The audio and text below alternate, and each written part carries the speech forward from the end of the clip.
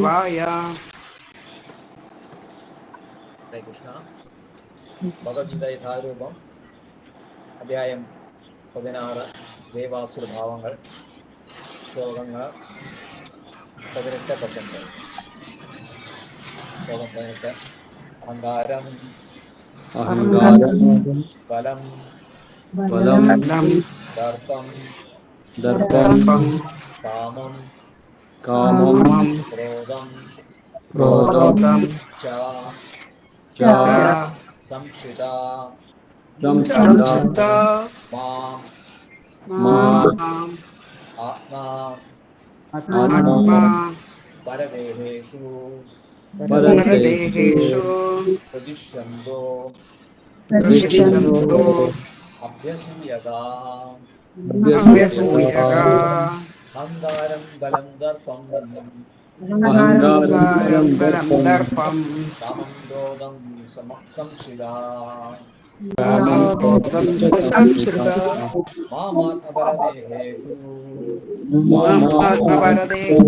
മാമാത്മപരദേഹേഷു പ്രതിഷ്യന്തോ അഭ്യസൂയകാ. അഹങ്കാരം ബലം ദർപ്പം കാമം ക്രോധം ച സംശ്രിതാ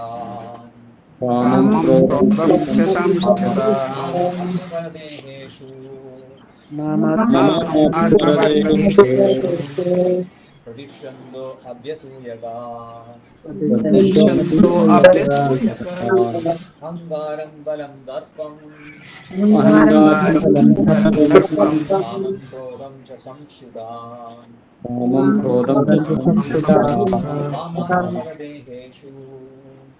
മാമാത്മപരദേഹേഷു പ്രതിഷ്യന്തോ അഭ്യസൂയകാ.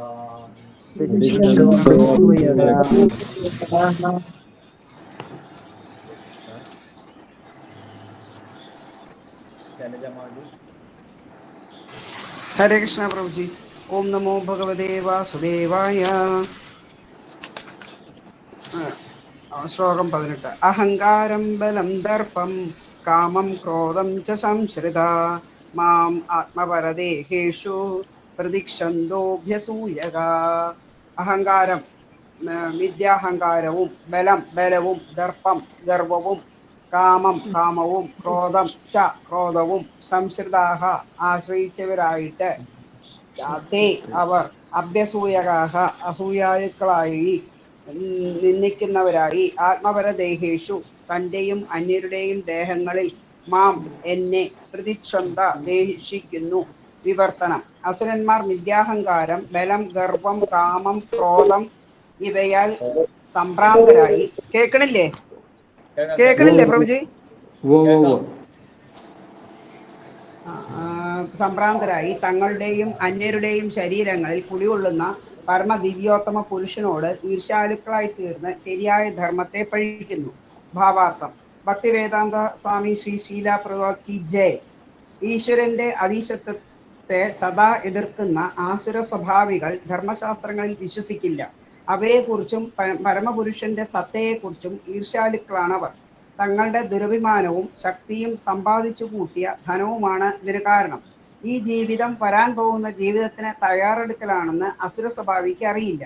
അവർ മറ്റുള്ളവരോട് മാത്രമല്ല തന്നോട് തന്നെയും ഈർഷ്യാലുവാവുകയും അന്യരുടെ ശരീരങ്ങളെയും സ്വശരീരത്തെയും ദ്രോഹിക്കുകയും ചെയ്യുന്നത് അതുകൊണ്ടാണ്. ഭഗവാന്റെ പരമാധികാരത്തെ അവഗണിക്കുന്നതിന് പോലും അജ്ഞരായ ഇക്കൂട്ടർക്ക് മടിയില്ല. ധർമ്മഗ്രന്ഥങ്ങളോടും ഭഗവാനോടും ഈർഷ്യാലുക്കളായ അവർ ഈശ്വര സത്തയെപ്പറ്റി മിഥ്യാവാദങ്ങൾ ഉന്നയിക്കുകയും ധർമ്മശാസ്ത്രങ്ങളെ നിഷേധിക്കുകയും ചെയ്യുന്നു. ഏത് പ്രവർത്തിക്കും താൻ സ്വതന്ത്രനും ശക്തനുമാണെന്നവർ വിചാരിക്കുന്നു. ശക്തി കൊണ്ടും പ്രഭാവം കൊണ്ടും സമ്പത്തുകൊണ്ടും തന്നോട് തുല്യനായി മറ്റാരുമില്ലെന്നും അതിനാൽ അയാൾ ഏതുവിധം പ്രവർത്തിച്ചാലും ആർക്കും തടയാനാവില്ല എന്നും അയാൾ ചിന്തിക്കുന്നു. തൻ്റെ കാമഭോഗങ്ങൾക്ക് വിലങ്ങടിച്ചു നിൽക്കുന്ന ഏതൊരാളെയും നശിപ്പിക്കുവാനും അയാൾ മടിക്കില്ല. ഹരേ കൃഷ്ണ. ശ്ലോകം 19. താൻ അഹം ദീക്ഷതാ ദൂരാൻ സംസാരേഷു നരാധമാൻ नराधमन् क्षिपामि अजस्रम् अशुभान् आसुरीष्वेषु आसुरीष्वेव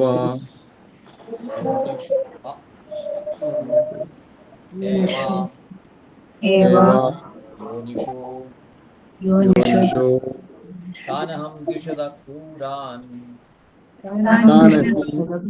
ईषदक्रूरान् सारेषु नराधमान् संसारेषु नराधमान् क्षिपाम्यजस्रमशुभान् क्षिप्राम्यजस्रमशुभान् आसुरीष्वेव योनिषु नासुरीष्वेव योनिषु तानहं द्विषदक्रूरान् तानहं द्विषदाक्रूरान् संसारेषु नराधमान् संसारेषु नराधमान् क्षिपाम्यजस्रमशुभान् क्षिप्राम्यजस्रमशुभान् आसुरीष्वेव योनिषु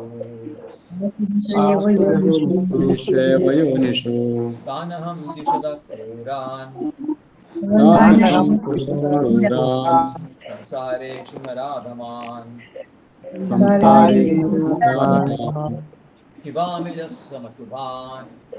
क्षिपाम्यजस्रमशुभान् संसारेषु आसुरीष्वेव योनिषु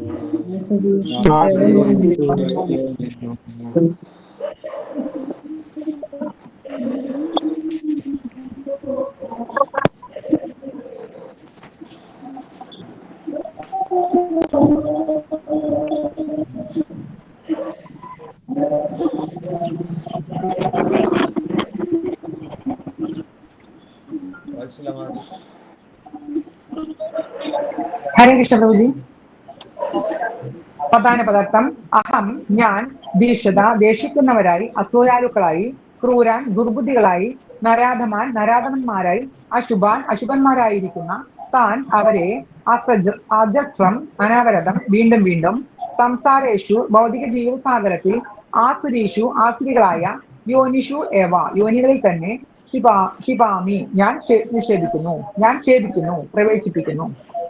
വിവർത്തനം: ഈർഷാലുക്കളും ദുർബുദ്ധികളുമായി ഈ മനുഷ്യ അധമന്മാരെ ഭൗതിക ജീവിത സാഗരത്തിലെ ആസുരി യോനികളിൽ തന്നെ ഞാൻ വീണ്ടും വീണ്ടും ജനിപ്പിക്കുന്നു.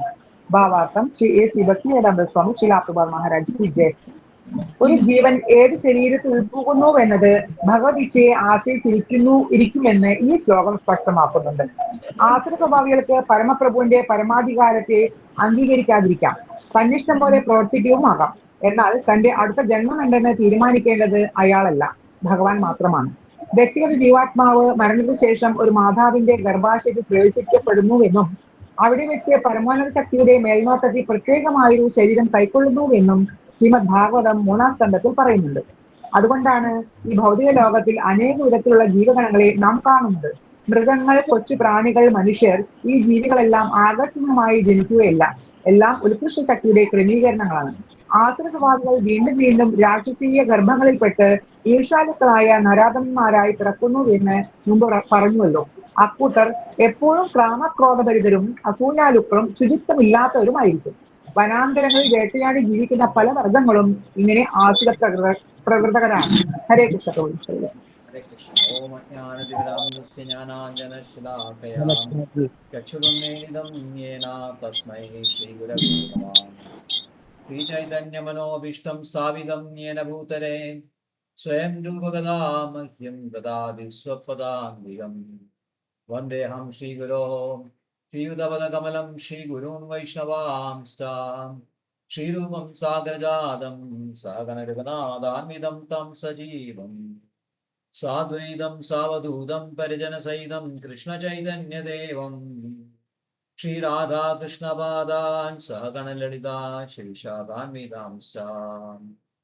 നമോ വിഷ്ണുപാദായ കൃഷ്ണപ്രേഷ്ഠായ ഭൂതലേ ശ്രീമദേ ഭക്തിവേദാന്ത സ്വാമിനി നാമിനേ.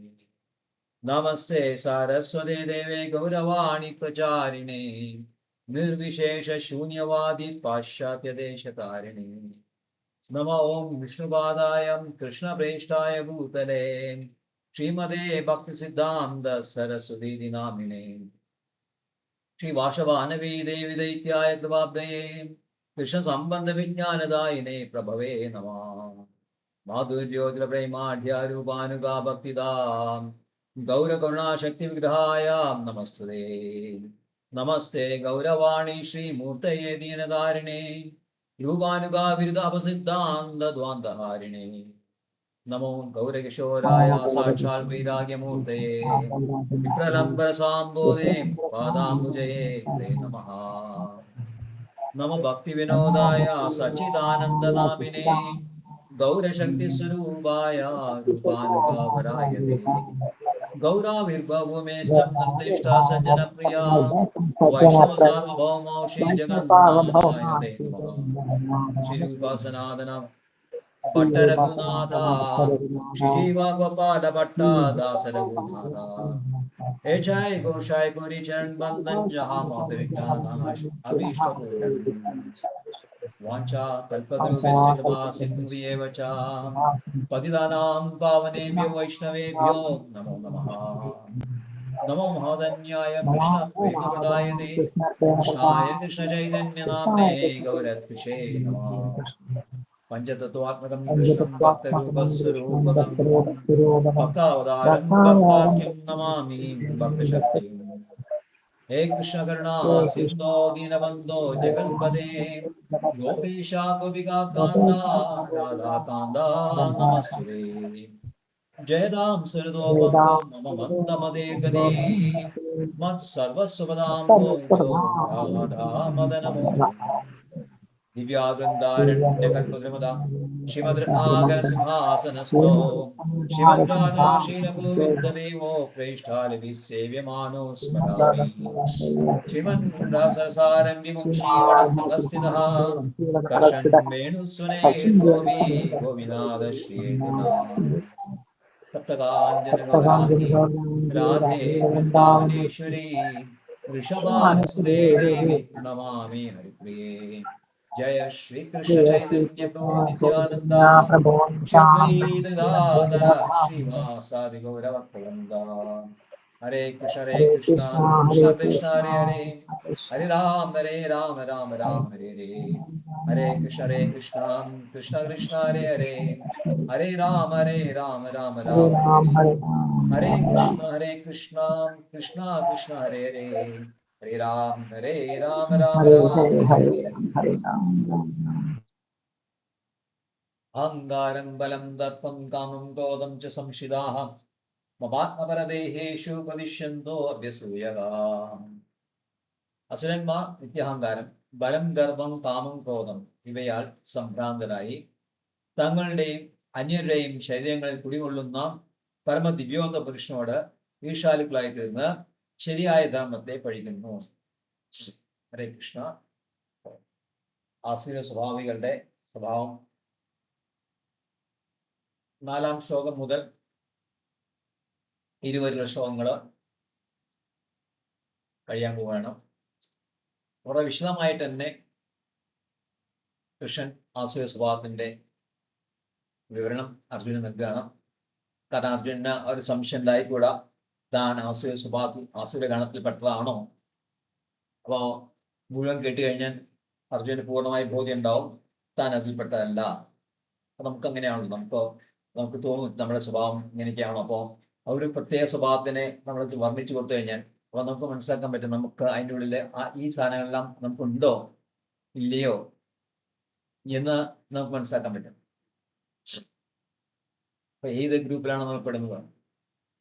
അപ്പൊ എല്ലാവർക്കും ഭയങ്കര ഇഷ്ടമാണ് താൻ ഏതിൽ പെട്ടാണ്, താൻ ഏത് ഗുണത്തിൽപ്പെട്ടാണ്, ഏത് ഗുണത്തിലാണ് എന്നാണ് പൊതുവെ നമുക്കറിയാൻ വലിയ താല്പര്യമാണ്. അപ്പോൾ നമ്മളെ ഷോർട്ട് കട്ട് ചെയ്യാന്ന് വെച്ച് കഴിഞ്ഞാൽ അതിപ്പോ വല്ല ജ്യോത്സ്യന്മാരുടെ പോയിട്ട് അവരിൽ നിന്ന് ആരായാണ് ചെയ്യും. തങ്ങളുടെ ഗുണങ്ങളെ പറ്റി ജ്യോത്സ്യൻ പറയുമ്പോൾ കേൾക്കുന്നവർക്ക് വളരെ സന്തോഷം ഉണ്ടാവും. അർജുനന് സംശയം ഉണ്ടായിരുന്നു, താൻ ആസുര സ്വഭാവക്കാരൻ വധിക്കാൻ ഉദ്ദേശിച്ചല്ലോ, ഭീഷ്മാചാര്യൻ മറ്റെല്ലാം വധിക്കാൻ ഉദ്ദേശിച്ചുകൊണ്ട് മനസ്സിലങ്ങനെ ഒരു ചിന്ത അതിൽ വന്നപ്പോൾ അതൊരു ആസുര സ്വഭാവമല്ലേ എന്ന് അദ്ദേഹം തോന്നി. പക്ഷെ പൂർണ്ണമായി കേട്ടപ്പോൾ തനിക്കത് ഇല്ല എന്ന് മനസ്സിലായി.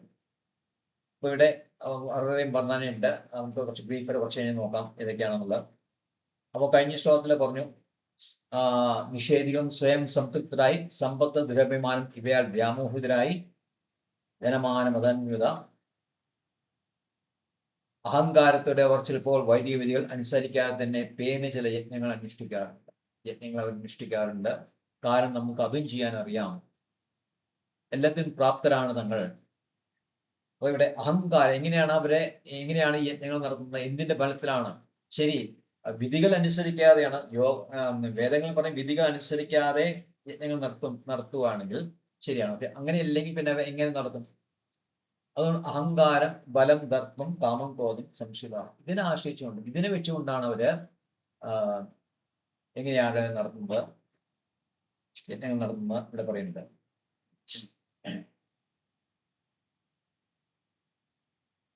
അപ്പൊ അഹങ്കാരമാണ് എല്ലാത്തിനും കാരണം എന്ന് ശങ്കരാചാര്യ പറയുന്നുണ്ട്. അഹങ്കാരം എന്ന് പറഞ്ഞാൽ താൻ ഇൻഡിപെൻഡന്റ് ആയിട്ട് സ്വതന്ത്രനായിട്ട് ചെയ്യാനുള്ള എല്ലാ കഴിവും തനിക്കുണ്ട്, സ്വതന്ത്രമായിട്ട് ഏത് കാര്യം പ്രവർത്തിക്കാനുള്ള പ്രാപ്തി തനിക്കുണ്ട് എന്ന് ചിന്തിക്കുന്ന അഹങ്കാരം. അവിടുന്നാണ് എല്ലാത്തിനും സ്റ്റാർട്ടിങ് പോയിന്റ്. അതാണ് താൻ പ്രാപ്തനാണ്.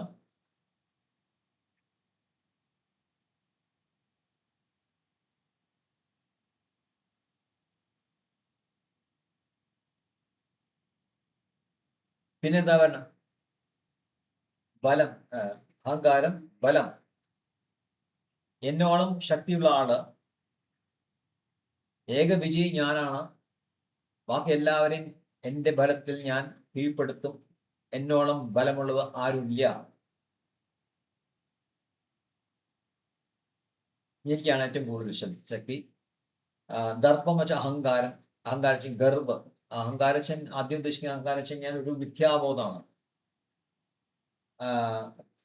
ഗർവ് എന്ന് പറയുമ്പോൾ പ്രൗഡ്, തന്നെ പറ്റി താൻ ചിന്തിക്കുന്ന, താൻ ആര്, താൻ എത്രയൊക്കെ ആരും തനിക്ക് തുല്യമല്ല. മുമ്പ് ശ്ലോകത്തിൽ പറയുന്നുണ്ട്, ആരാണ് എനിക്ക് സദൃശനായിട്ട് ആരാളുള്ളത് എന്ന് പറയുന്നുണ്ട്. പതിനഞ്ചാം ശ്ലോകത്തിൽ ആഢ്യോ അഭിജവനാസ്മി കോ അന്യോസ്തി സദൃശോമയ. ഇത്രയും ആഢ്യനായിട്ടുള്ള, ആഢ്യ കുടുംബത്തിൽ ജനിച്ച, ഇത്രയും ബലിഷ്മായ കുടുംബത്തിൽ ജനിച്ച എനിക്ക് തുല്യനായിട്ട് ആരുണ്ട്? അതാണ് ഗർവം. മതാന്വിത എന്ന വാക്കോടെ വയ്ക്കുന്ന ഞാൻ കുന്തി ദേവി ശ്ലോകമുണ്ട്. അങ്ങനെ അവിടെ കുന്തി ദേവി പറയുന്നുണ്ട്,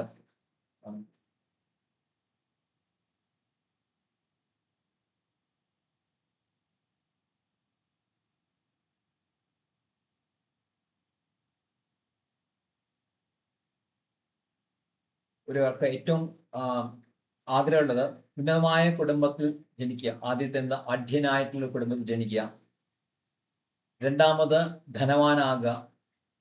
മൂന്നാമത് സൗന്ദര്യം ഉണ്ടാകുക. നാലാമത് പഠിപ്പ്, വിദ്യ.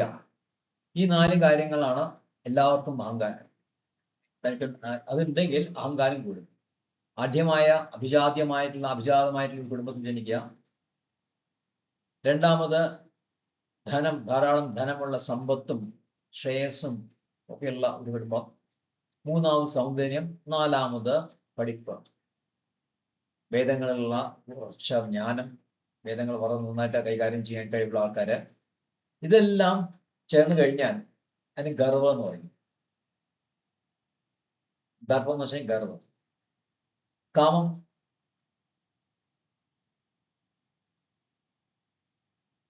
കാമം വെച്ച് കഴിഞ്ഞാൽ എൻ്റെ ആഗ്രഹങ്ങളാണ് ഏറ്റവും മുൻതൂക്കം, എനിക്കാണ് എല്ലാം വേണ്ടത്. ഭൂമിയിലിരിക്കുന്ന ഏറ്റവും നല്ല സ്വർണം, ഏറ്റവും നല്ല വിളകൾ, ഏറ്റവും നല്ല കുതിരകൾ, ആനകൾ, ബാക്കിയുള്ള ജീവികൾ, ആനിമൽസ്, മൃഗങ്ങൾ, ഏറ്റവും നല്ല സ്ത്രീകൾ, ഇതൊക്കെ എനിക്കാണ് ആദ്യം അറിയപ്പോൾ ഞാനാണ്, എനിക്കാണ് അർഹനായിട്ടുള്ളത്, ഞാനാണ് ഇതിനർഹൻ. അതുകൊണ്ട് ഇതെല്ലാം എനിക്ക് വേണ്ടതാണ്, ഞാൻ ആർജിക്കേണ്ടതാണ്, എനിക്ക് വേണ്ടി ഉണ്ടാക്കിയതാണ് ഇതെല്ലാം. അതുകൊണ്ട് എൻ്റെ കാമമാണ് ഏറ്റവും പ്രധാനം. ക്രോധം എന്ന് വെച്ച് കഴിഞ്ഞാൽ ആരൊക്കെ ഇത് എതിർക്കുന്നുണ്ടോ, എൻ്റെ ആഗ്രഹങ്ങൾ, എൻ്റെ കാമം സബലീകരിക്കാൻ ആരെങ്കിലും തടസ്സം ഉന്നയിക്കെടുക്കുകയാണെങ്കിൽ അയാളെ ഞാൻ ഒളിച്ചിരിക്കും. അപ്പോൾ ഇങ്ങനെയുള്ള ഈ 5 കാര്യങ്ങൾ, അഹങ്കാരം, ബലം, ദർപ്പം, കാമം, ക്രോധം, ഈ 5 കാര്യങ്ങളെ ആശ്രയിച്ചിട്ടാണ് അവര് ഈ പറഞ്ഞ യജ്ഞങ്ങളെ നടത്തുന്നത്. പക്ഷേ ശരിയായ യജ്ഞം നടത്തുന്നതാണ് ആദ്യം പരമാത്മാവിനെ അംഗീകരിക്കണം. ഇത് പരമാത്മാവിനെ അംഗീകരിക്കില്ല. മാം ആത്മപരദേഹേഷു, തൻ്റെ ശരീരത്തിലും അന്യന്റെ ശരീരത്തിലിരിക്കുന്ന പരമാത്മാവിനെ അംഗീകരിക്കാതെ ധിക്കരിച്ചുകൊണ്ട് പ്രതിഷന്ധി ദേഷ്യം അല്ലെങ്കിൽ അസൂയ,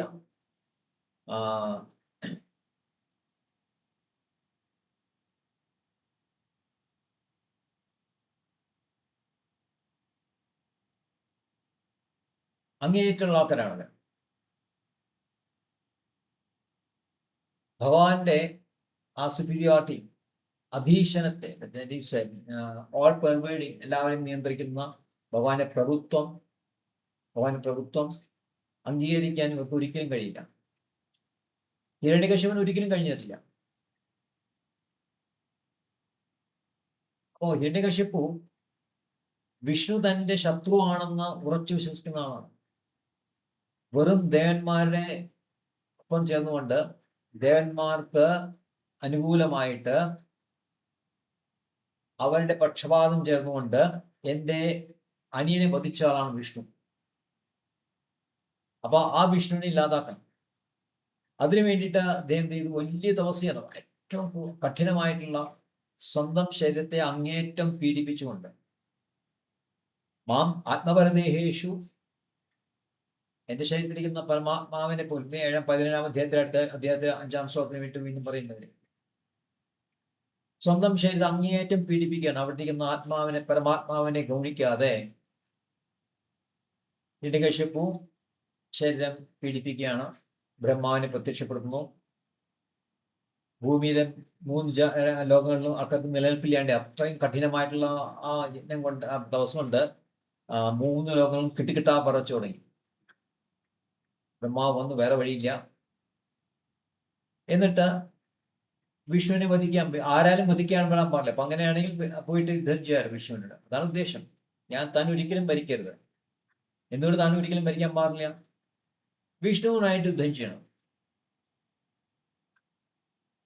ഇതാണ് ഉള്ളിലിരിക്കുന്നത് ഹിരണ്യകശിപന്റെ. കാരണം അത്രയും അസൂയാലുമാണ് വിഷ്ണുവിനോട്.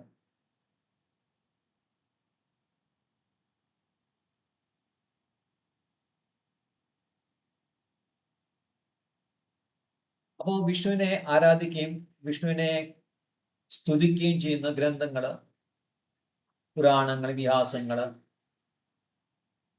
ഇതിനോടും അവർക്ക് എതിർപ്പാണ്. ആ ശാസ്ത്രങ്ങൾ അംഗീകരിക്കാൻ അവർ ഒരിക്കലും തയ്യാറില്ല. അത് കുറുക്കന്മാരുടെ കൂടിയിടൽ മാത്രമാണ് എന്നാണ് അവരെ വിശേഷിപ്പിക്കുന്നത് തന്നെ.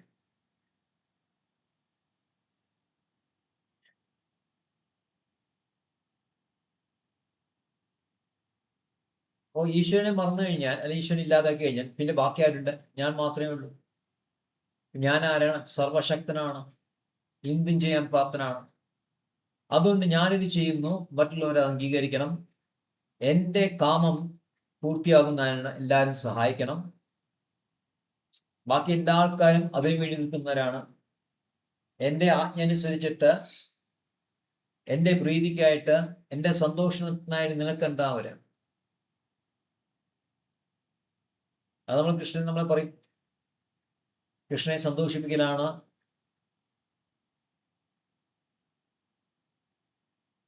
ഭൃത്യന്മാരായിട്ട് നമ്മൾ ചെയ്യേണ്ടത്. കൃഷ്ണൻ പുരുഷൻ, നമ്മൾ പ്രകൃതിയാണ്.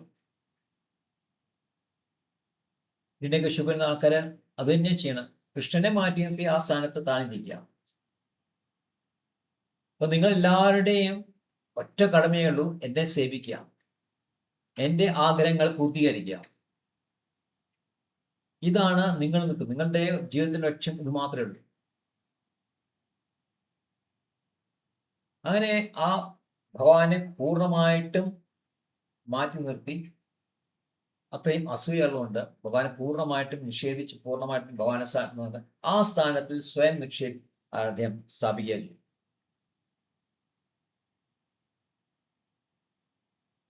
പക്ഷെ അതിന്റെ ഭവിഷ്യത്ത് എന്താണെന്ന് അയാൾ അറിയുന്നില്ല. ഭവിഷ്യത്ത് എന്താണ് അടുത്ത ശ്ലോകത്തിൽ ഭഗവാൻ പറയുന്നത്? താനഹം ദ്യുഷിത ക്രൂരാൻ സംസാരേഷു നരാധമാൻ ക്ഷിപാമി അജസ്രമശുഭാൻ അസുരേഷു യോനിഷു. ഈ ഷാലുക്കളും ദുർബുദ്ധികളുമായ ഈ മനുഷ്യാധന്മാരെ ഭൗതിക ജീവിത സാഗരത്തിലെ ആസുര യോനികളിൽ തന്നെ ഞാൻ വീണ്ടും വീണ്ടും ജനിപ്പിക്കുന്നു. അപ്പൊ കഴിഞ്ഞ ലക്ഷ്യമുള്ള പ്രബോധനമുണ്ട്. വരാൻ പോകുന്ന ജീവിതത്തിന് തയ്യാറെടുക്കലാണ് ഈ ജീവിതം എന്ന് പറയുന്നുണ്ട്. ഇതിനെ പൂർണ്ണമായിട്ട് അവഗണിച്ചു അവർ. അങ്ങനെ ഒരു ജീവിതമില്ല, ഈ ജീവിതം മാത്രമേ ഉള്ളൂ, വരാൻ പോകുന്ന ജീവിതം ഇല്ല എന്ന് ചിന്തിക്കുന്ന ആൾക്കാരാണ് അവർ, ചാർവാക മുനിമാരുടെ ആൾക്കാർ. പക്ഷെ അവർ നിഷേധിച്ചാലും അവർ അംഗീകരിച്ചില്ലെങ്കിലും അവർക്ക് തീർച്ചയായിട്ടും അടുത്ത ജന്മം ഉണ്ടാവും. ആ ജന്മം എങ്ങനെ ആയിരിക്കും എന്നുള്ളത് തീരുമാനിക്കുന്നത് ഭഗവാനാണ്. അതുവരെ മനസ്സിലാക്കുന്നില്ല. ആ ഒരു ചിന്ത അല്ലെങ്കിൽ ആ ചെറിയ നേരിയ അറിവ് അവർക്കുണ്ടെങ്കിൽ തീർച്ചയായിട്ടും അവരുടെ ഭഗവാന് വിധേയനായിട്ട് ചെയ്യും. തനിക്കൊരു അടുത്ത ജന്മമുണ്ട് എന്നൊരു മനസ്സിലാക്കി കഴിഞ്ഞാൽ ആ ജന്മം എങ്ങനെയായിരിക്കും എന്ന കാര്യത്തിൽ തനിക്ക് യാതൊരു നിയന്ത്രണവും ഇല്ല, തൻ്റെ പരിധിയിൽ വരുന്നതല്ല എന്ന് മനസ്സിലാക്കി കഴിഞ്ഞാൽ ഏതൊരാളും ക്രൂരകൃത്യം ചെയ്യാൻ പഠിക്കും. പക്ഷെ അതിനെക്കുറിച്ച് പൂർണ്ണമായിട്ടും അജ്ഞരായതുകൊണ്ടാണ് ഈ പറഞ്ഞ ആൾക്കാര്, ഈ ധിക്കാരിക കാമക്രോധ ഗർവം ഒക്കെയുള്ള ആൾക്കാര് എന്ത് ക്രൂരകൃത്യം ചെയ്യാനും പഠിക്കാത്തത് അതുകൊണ്ടാണ്.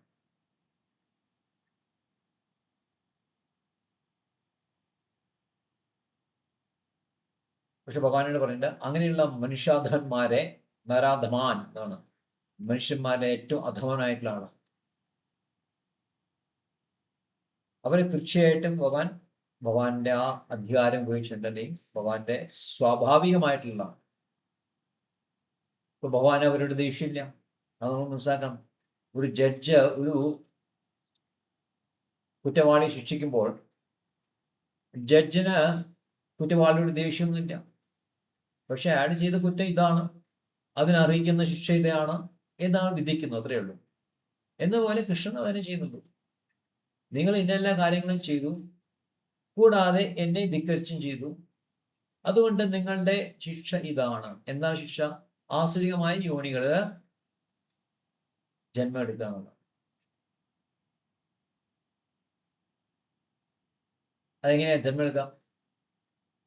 പുരുഷന്റെ ബീജത്തില് ഒരു മാതാവിന്റെ ഗർഭത്തില് ജന്മം എടുക്കും. അപ്പൊ ഏത് പുരുഷന്റെ ബീജത്തിൽ കയറണം എന്ന് തീരുമാനിക്കുന്നത് ഭഗവാനാണ്.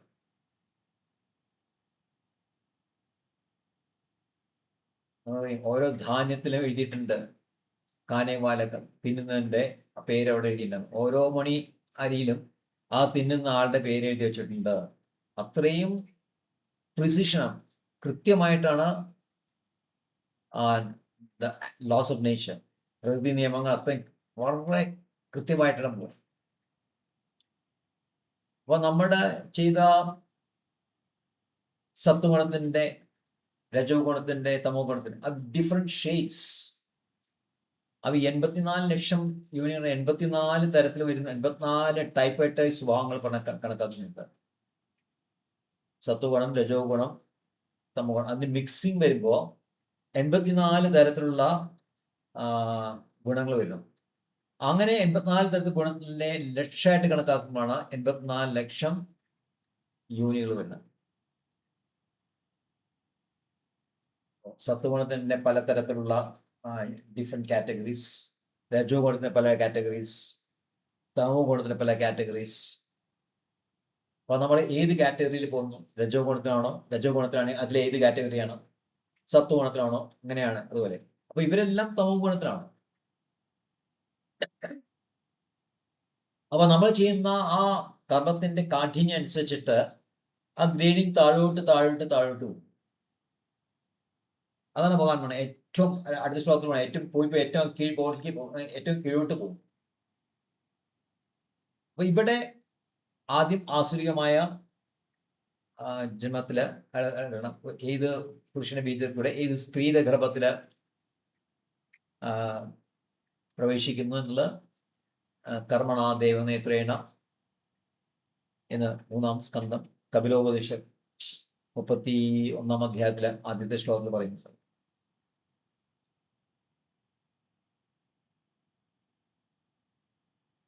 അതാണ് ഈ ഡിഫറൻസിയേഷൻസ്. 84 ലക്ഷം കൊച്ചു പ്രാണികൾ മുതൽ ഉന്നതമായിട്ടുള്ള ബ്രഹ്മ വരെയുള്ള ജീവികൾ,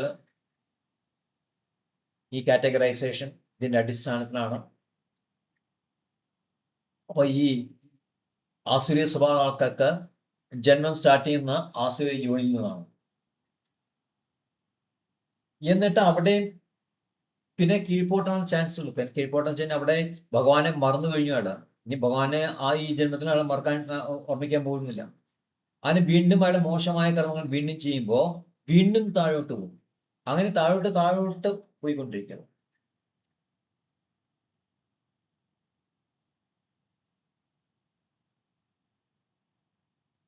അത് ചാന്തോക്യോപനിഷത്തിൽ പറയുന്നുണ്ട്. അതാ കാബൂയ ചരണ അഭ്യാസോ ഹായത്തെ കാബൂയം യോനി ആപദ്രയൻ ശ്വയോനി വാ ശുഗരയോനി വാ ചണ്ഡാളയോനി വാ. Those of bad conduct attain lowers such as dogs, pigs and chandalas.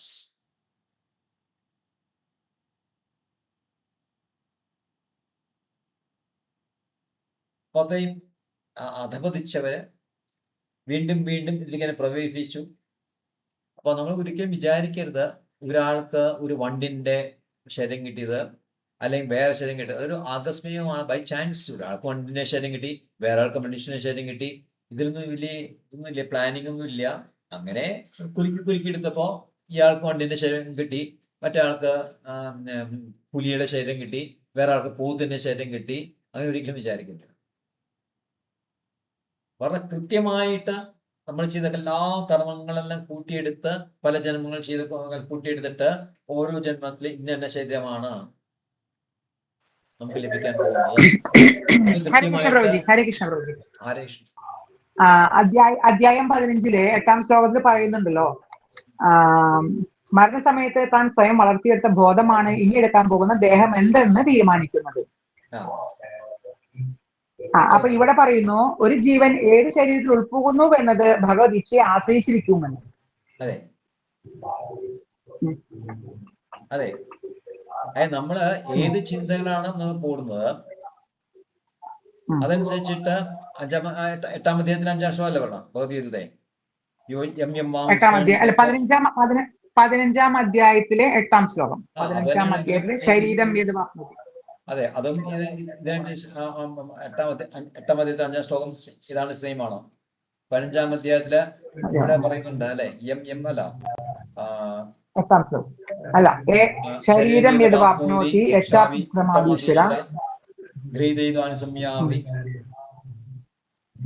വായുർഗന്ധാനി ഭാഷയ. അപ്പൊ നമ്മള് ഏത് ചിന്തയാണ് നമുക്ക് കിട്ടുന്നുള്ളത് ആരാ മനസ്സിലാക്കുന്നത്? നമ്മളാണോ മനസ്സിലാക്കുന്നത്? നമ്മുടെ ചിന്തയ്ക്ക് അനുസരിച്ച് ഏത് ശരീരം നമുക്ക് കിട്ടാൻ പോകുന്നുള്ളത് നമ്മളാണോ മനസ്സിലാക്കുന്നത്?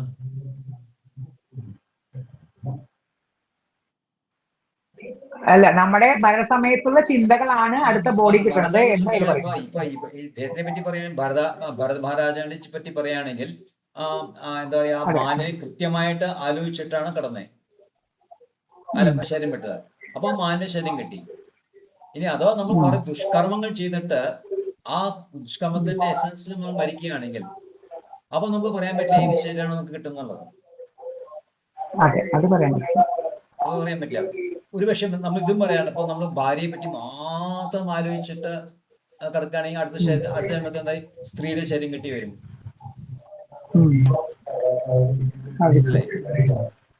അപ്പൊ നമ്മൾ ജീവിച്ചിരിക്കുമ്പോൾ ഏത് ചിന്തയാണ് ഏറ്റവും പ്രധാനമായിട്ടുള്ളത് അതനുസരിച്ച് നമുക്ക് ശരീരം കിട്ടും. ഇപ്പൊ ആസുര സ്വഭാവ ആൾക്കാർ എന്താണ്? ആസുര സ്വഭാവ ആൾക്കാർക്ക് ഈ പറഞ്ഞ കാമം, ക്രോധം, മതം, ഗർഭ ഇതെല്ലാം കൂടി ചേർന്നിട്ടുള്ള പല കാര്യങ്ങളും ചെയ്തിട്ടുണ്ട്.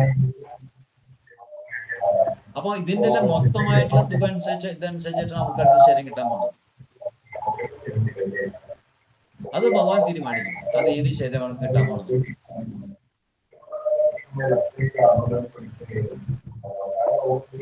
ഹരേ കൃഷ്ണ. ഹരേ കൃഷ്ണ. വളരെ ഇത് പറഞ്ഞത് ഒരു സ്പെസിഫിക് കേസില് മമ്മൂട്ടി പ്രഖ്യാപിച്ചിരിക്കുന്നു. യുവാക്കൾ രാജ്യത്തിന്റെ നിധിയാണ്, അതിനെ കേൾക്കണം, സംരക്ഷിക്കണം, യുവാക്കളെ ശക്തമാക്കണമെന്നും മമ്മൂട്ടി ഫേസ്ബുക്കിൽ പ്രതികരിച്ചു. ഹരേ കൃഷ്ണ. ഹരേ കൃഷ്ണ പ്രഭു. കേൾക്കുന്നില്ല. പ്രതിഷേധിക്കാനും അവകാശമുണ്ടെന്ന് മഞ്ജു വാര്യർ. ഇന്ത്യയിൽ എവിടെയായാലും പരീക്ഷാ സമ്പ്രദായങ്ങളുടെ വിശ്വാസ്യത കാത്തു സൂക്ഷിച്ചേ പറ്റൂ. നമ്മുടെ മക്കൾക്ക് ഭയമല്ല പ്രതീക്ഷയാണ് നാം സമ്മാനിക്കേണ്ടതെന്നും ഫേസ്ബുക്ക്. എന്താണ്? ശൈലജമാജിയുടെ ബാക്ക്ഗ്രൗണ്ടാണോ ശബ്ദം വരുന്നത്? ആണോ? വാർത്ത കേൾക്കണ്ട്. കൺഫ്യൂഷനായി. വത്സരമാജി ശബ്ദം പോലെ ചെറുതായിട്ട് തോന്നുന്നുണ്ട്. അച്ഛൻ വത്സരമാജി മ്യൂട്ടാണ്. ഹരേ കൃഷ്ണ. ഞാനല്ല. ഹരേ കൃഷ്ണ. യെസ്. അപ്പൊ നമ്മൾ അകത്തുക നമ്മൾ ചെയ്ത കർമ്മങ്ങളുടെ എല്ലാം കൂടിയിട്ടുള്ള ഈ പറഞ്ഞ ആസുരിക ഗുണങ്ങളുടെ അടിസ്ഥാനത്തിൽ നമ്മൾ ചെയ്യുന്ന കർമ്മങ്ങളുടെ മൊത്തം ഇതെടുത്തിട്ട് ഒരു ശരീരം നമുക്ക് കിട്ടുന്നു. അത് ഭഗവാൻ തീരുമാനിക്കും. ആസുരി സ്വഭാവങ്ങൾക്ക് അതാണ് വരാൻ വേണം.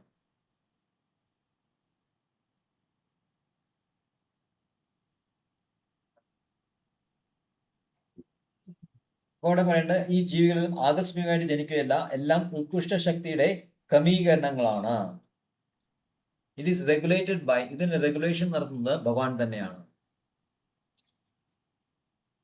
ഹരേ കൃഷ്ണ. വത്സമാജി പിന്നൊന്നും പറഞ്ഞില്ല. മനസ്സിലായി. ഹരേ കൃഷ്ണ. ഹരേ കൃഷ്ണ. മനസ്സിലായി. അപ്പൊ അസുഖങ്ങൾ വീണ്ടും വീണ്ടും അപ്പൊ ഭഗവാനും പറഞ്ഞു കഴിഞ്ഞാൽ പിന്നെ എന്ത് ചെയ്യും? നമ്മൾ വീണ്ടും വീണ്ടും മോശമായ കർമ്മങ്ങൾ വീണ്ടും ചെയ്യുള്ളൂ. അതനുസരിച്ച് നമ്മൾ വീണ്ടും വീണ്ടും താഴോട്ട് വന്നുകൊണ്ടിരിക്കും. ഇപ്പൊ ശീല ഭഗവാൻ ഈ വനാന്തരങ്ങൾ വേട്ടയാടി ജീവിക്കുന്ന പല വർഗങ്ങളും ഇങ്ങനെ ആസുരിക സ്വഭാവമുള്ള ആൾക്കാരാണ് എന്ന് പറയും. അപ്പൊ അവർക്ക് ഒരു എന്താ പറയാ കിരാതന്മാർ വേണമെങ്കിൽ പറയും, കിരാതന്മാരുടെ സ്വഭാവങ്ങൾ. അപ്പൊ അവിടെ എടുത്തൊഴിക്ക് തന്നെ ശങ്കരാചാര്യത്തിൽ വന്ന് bodies of tigers and lions അത് പറയുന്നുണ്ട്. കൂടുതൽ മോശമായി കഴിഞ്ഞാൽ പിന്നെ മനുഷ്യ ശരീരം തന്നെ കിട്ടില്ല. അത് അടുത്ത ശ്ലോകത്തിൽ പറയും. ക്രമേണ ഏറ്റവും അടിയിലേക്ക് പോകുമെന്ന് പറയും. അപ്പൊ നമ്മള് ഈ ആസുരിക സ്വഭാവങ്ങളെ പറ്റി പറയാൻ സമ്മറി എടുക്കുകയാണെങ്കിൽ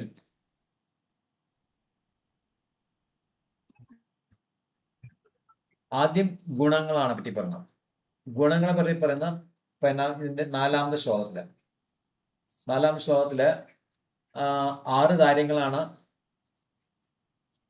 ദമ്പ, ദർപ്പ, അഭിമാന, ക്രോധ, പാരുഷ്യം, അജ്ഞാനം. Pride, anger, arrogance, conceit, ego, harshness, പാരുഷ്യം ആൻഡ് ഇഗ്നോറൻസ്, അജ്ഞാനം. ഈ 6 കാര്യങ്ങളാണ് ഗുണങ്ങളായിട്ട് കണക്കാക്കണം അസുഖ സ്വഭാവത്തെ. അപ്പൊ അതിന്റെ സ്വഭാവം എന്താണ്? സ്വഭാവം എന്ന് 7-ാം അധ്യായത്തിൽ പറഞ്ഞു. 7-ാം അധ്യായത്തില് ആരംഭിക്കാൻ പ്രവൃത്തിം നവൃത്തിം ച ജനാസുര ന ശൗചം നാഭിചാചാരോ ന സത്യം ദേശു വിദ്യതേ. എന്താണ് ചെയ്യേണ്ടത്, എന്താ ചെയ്യാൻ പാടില്ലാത്ത, ശാസ്ത്രങ്ങൾ അവര് പിന്തുടരില്ല, unclean and improper behavior, not truthful, സത്യമല്ല, ആചാരം മോശമാണ്. പിന്നെ അവരുടെ ഫിലോസഫി എന്താണ്? 8-ാം ശ്ലോകത്തിൽ പറയുന്നുണ്ട്. അസത്യം അപ്രതിഷ്ഠം ജഗദാഹു അനീശ്വര. The world has no God in control. വെറും സെൻസ് ഗ്രാറ്റിഫിക്കേഷൻ ഇത് മാത്രമേ ഉള്ളൂ. No cause other than lust. കാമം മാത്രമേ ബാക്കിയുള്ളൂ. എന്ന് അവരുടെ ഫിലോസഫി. അത് 8-ാം ശ്ലോകത്തിലാണ്. പിന്നെ അവരുടെ എൻഗേജ്മെന്റ്സ് എന്താണ് അവരുടെ പ്രവൃത്തി, അവരുടെ പ്രവൃത്തി എന്താണ്, അവരുടെ വീക്ഷണം എന്താണ്, അത് 9-ാം ശ്ലോകത്തിലും 11-ാം ശ്ലോകത്തിലും 12-ാം ശ്ലോകത്തിലും. 9-ാം ശ്ലോകത്തിലെ എൻഗേജ്മെന്റിനെ പറ്റി പറഞ്ഞു. 9-ാം ശ്ലോകത്തിൽ എന്താണ് ഉഗ്രകർമ്മം ചെയ്യുന്നു. പ്രഭവന്തി ഉഗ്രകർമ്മണ ക്ഷയായ ജഗത് അഹിത. ജനത്തിന് അഹിതമായിട്ടുള്ള കാര്യങ്ങൾ അവർ ചെയ്തുകൊണ്ടിരിക്കുന്നു. പിന്നെ 11-ഉം 12-ഉം ശ്ലോകങ്ങളിൽ അവരുടെ വീക്ഷണം എന്താണ് പറയുന്നത്. ചിന്താ അപരമേയം പ്രളയാന്തം ഉപാസിതാഹ കാമ ഭോഗപരമോ യഥാവിധി നിശ്ചിതാഹ. ഇല്യൂഷനാണ്, അവർക്ക് ശരിയായിട്ടുള്ള ബുദ്ധി ഇല്ല. സെൻസ് ഗ്രാറ്റിഫിക്കേഷൻ ആണ് ഏറ്റവും വലിയ കാര്യം. The prime necessity of civilisation is sense gratification. പിന്നെന്താണ്, ഏതെങ്കിലും വിധത്തില് അന്യായമായ വിധത്തില് പണം സമ്പാദിക്കുക. ഇതാണ് അവരുടെ ആറ്റിറ്റ്യൂഡാണ് ലൈഫിനോടുള്ള. പണം സമ്പാദിക്കണം. എങ്ങനെയാണ് പണം സമ്പാദിക്കുക? സുഖിക്കുക.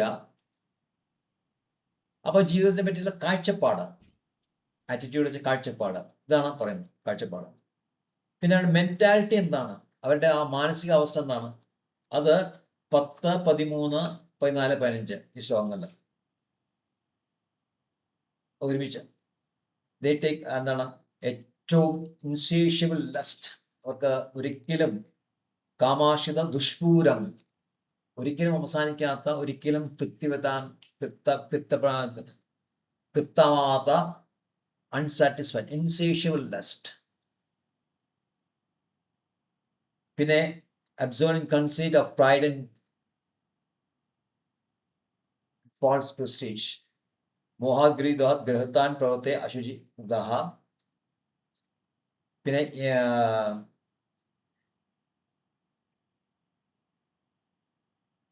13, 14, 15 ശ്ലോകങ്ങളിൽ അവർ പറയുന്നുണ്ട്, I am the controller and the enjoyer.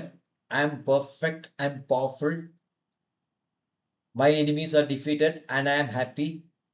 I am the Lord of everything that I survey. ഈ കാര്യങ്ങൾ മുഴുവൻ ഇപ്പം എന്നെ കുറിച്ചിട്ടുള്ള എൻ്റെ മാനസികമായിട്ടുള്ള അവസ്ഥ, ഈ ഡെമോൺകളുടെ മാനസിക അവസ്ഥ എന്താണ് എന്നുള്ളത് 10-ാം ശ്ലോകം, പിന്നെ 13, 14, 15 ശ്ലോകം. അപ്പോൾ അതിനുശേഷം അതിൻ്റെ റിസൾട്ട് എന്താണ്, എന്ത് സംഭവിക്കുന്നു 16-ാം ശ്ലോകത്തിൽ കൂടി.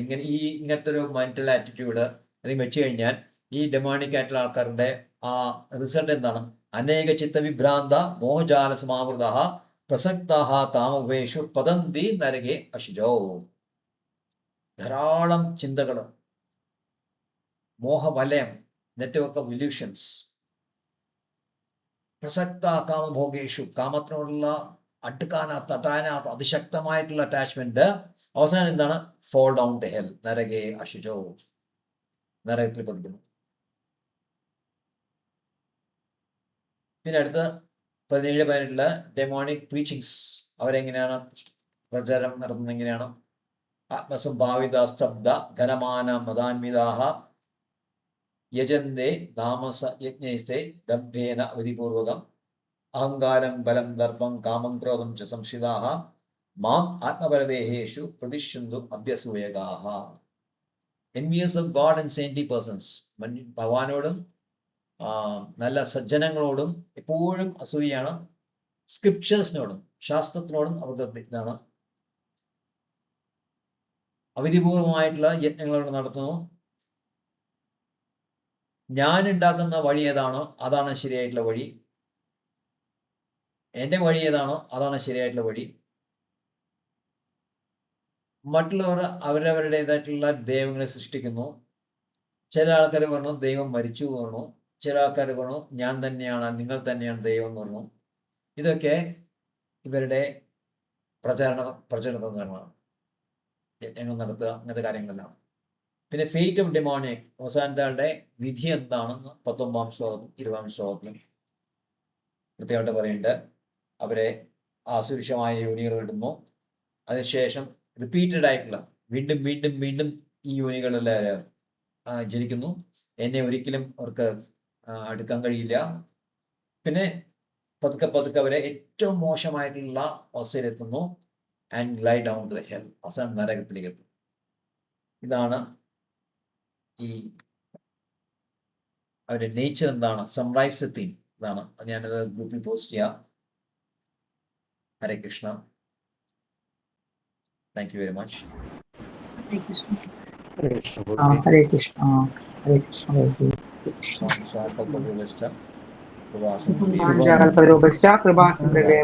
പരിധാനാം പാവനേഭ്യോ വൈഷ്ണവേഭ്യോ നമോ നമഃ.